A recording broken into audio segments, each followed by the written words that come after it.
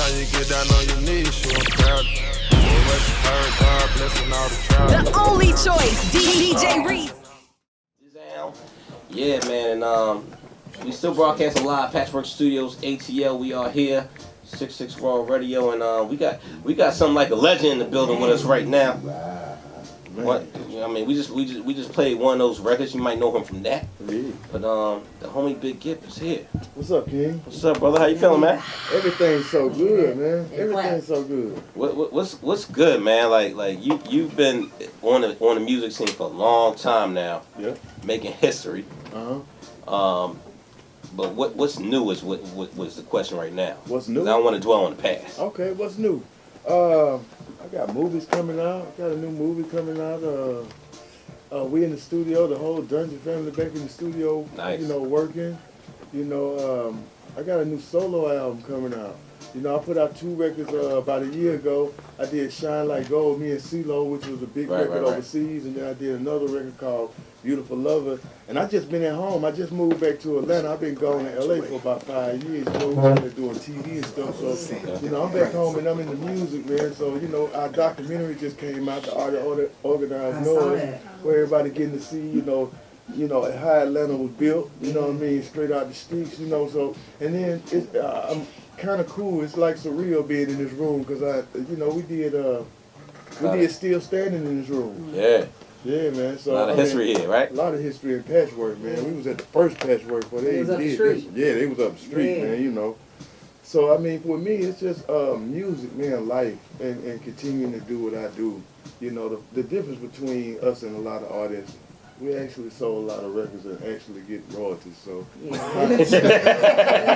get paid for our shit. I'm a little different. So, you know, like, but at the same time, I got so much life left. And, you know, the biggest thing that I can say about the new world that we live in, you know, when we grew up, our parents couldn't keep up with our music. Our music was foreign. But in this new world with the Twitters and the Instagrams, older people can keep up with the younger people more, and the younger people kind of can keep up with the adults' business a little bit more. Yeah. So it's a strange world, man, but at the same time, it keeps me where I can watch the whole entire game, you know, on my phone, man. I used to have to go to the club all the time. Now I can just go to the club on the Instagram. Right. I only have to go to the club. Right. Bullshit. You know, so just letting y'all know, man, we vibrant, you know what I mean? Everybody back home. We're gonna drop a new Goodie Mob record soon. And we're performing here at the Funk Fest. It's gonna be TLC, Babyface, Snoop Dogg, Goodie Mob, and a few more surprises. Well, you got a date on that? Oh yeah, that's May 13th, the Funk Fest, man. It's about to go down, man. Nice. It's about to go down. They're gonna be able to see the whole Goodie. I don't know who we might bring on stage. There's a lot of us.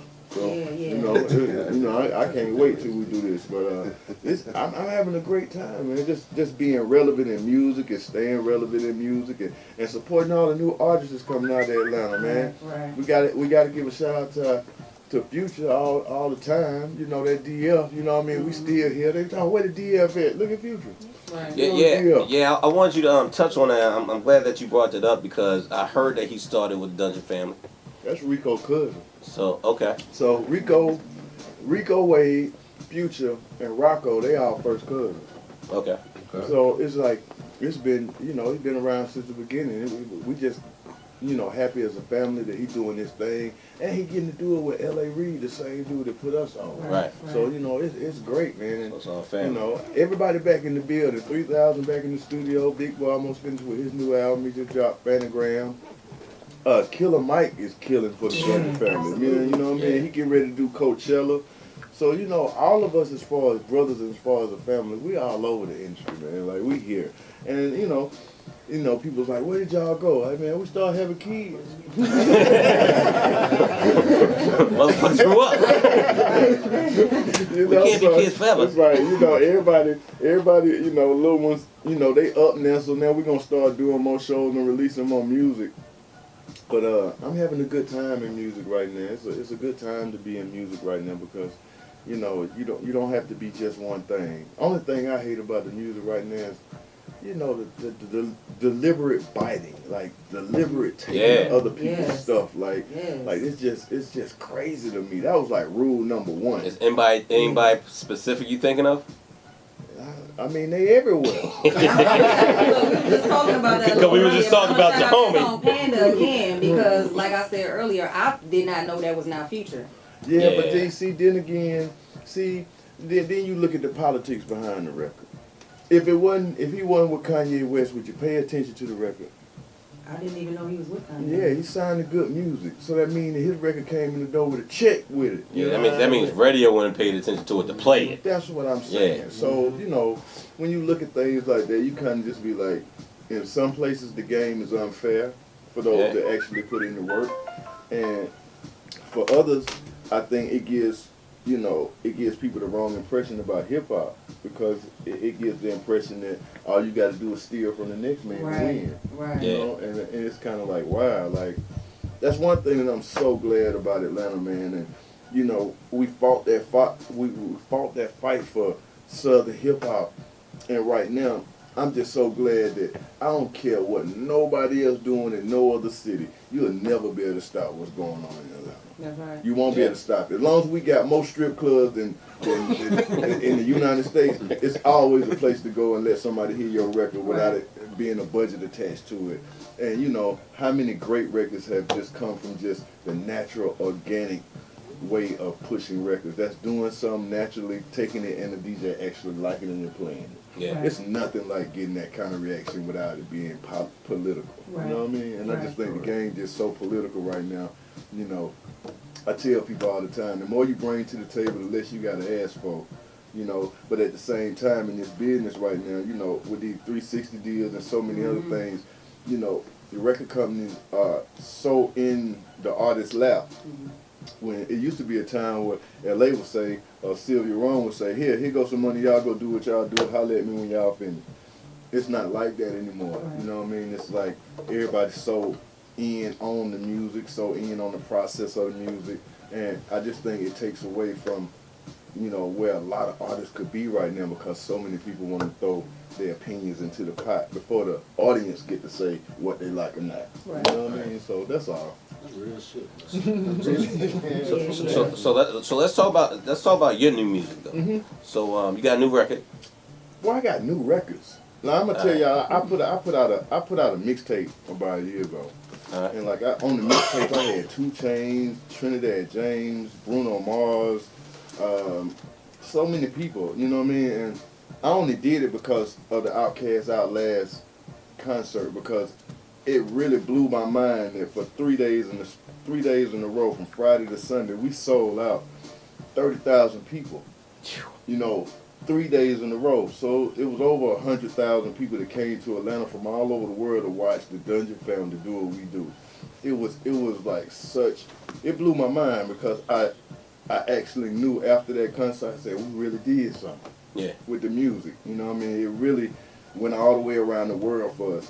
So with that, I just went into my laptop and just gave away about 18 songs, and LA got mad at me because I gave a Bruno Mars record away. Oh shit. But I wasn't thinking that, I know Bruno, so I was kind of like, yeah, man, this is some old stuff we had, so I threw it out. He was like, man, you should have never threw a record like that out. But I'm like this, man, like, everything right now is free. Yeah. You know what I mean? Do you think that's taken away from the music though? It's taken away from the music, in a lot of ways, because some of these kids, some of their first mixtapes are their best material. Yeah. And you got to remember that when we got a chance to do Soul Food and our first material, we've been working on that material for years. So to work on your material for years, to get it all together and then give it away, it's like, it's messed the game up in a lot of ways. Killing your career before it starts. It's killing the game, and everybody not a touring act. Everybody don't have a stage presence. Yeah. You know what I mean? So what works for somebody else might not work for you. And I just feel like some artists still need, to be tutored a little bit of, put them through the rings before they come out in the public scene. So, I mean, yeah, the game is what the game is. But I ain't tripping on the game. Like the ones that a lot of people be like, like the old dudes or the old artists don't mess with the young artists. That ain't true. You know what I mean? I just feel like my thing with a lot of people in the audience is that we love the artists that don't mess with us and don't love the artists that do everything for you. And what I'm saying is, certain artists go into the studio to really make a record to touch people hard, change people's lives, make people do better. And other people go into it where it's this about me. If you like it, you can like it, or you don't like it. I don't care. And you know, I just think that we got to start treating our fans better, and the fans got to start treating the artists better. Yeah, You know what I mean? Yeah. I did check out, if y'all haven't caught The Art of Organized Noize, y'all, it's on Netflix. Super dope documentary chronicling everything that Organized Noize did, Rico Wade. When you listen to music today, cause Dungeon Family, like everybody that was down with Dungeon Family, like y'all all have y'all own sounds. You know what I'm saying? Goodie Mob sound like Goodie Mob. You know, Outkast sound like Sleepy Brown came out with something. He sound like Sleepy Brown. Like he, you know what I'm saying? So when you hear music these days, like you know, I for one don't think I hear a lot of the live instrumentation type things, and when you kind of letting the track breathe a little bit in the beginning. Like do you think that will come back? Yes, it's coming back, because right now, I said something on Twitter about it, 8-9 months ago, because I was like, it's a trip to me. I said, to me, Kendrick Lamar is Outkast. J. Cole is Goodie Mob of the day. You know what I mean? And the reason why I say that is because both of them are going for what hip-hop is really about, life. Right. They're talking about life. And it's troubling to me that it's only two guys in hip-hop really telling the truth about what's going on out here in the street. Right. It's like hip-hop is supposed to be a reflection of what's going on in the street, man. And if all of us, if we're not watching what's going on with the Trump and what's going on with the actual country and not putting that into the music, then we're not being true artists. Right. You know what I mean? We're not being true artists. I would say there's actually 3.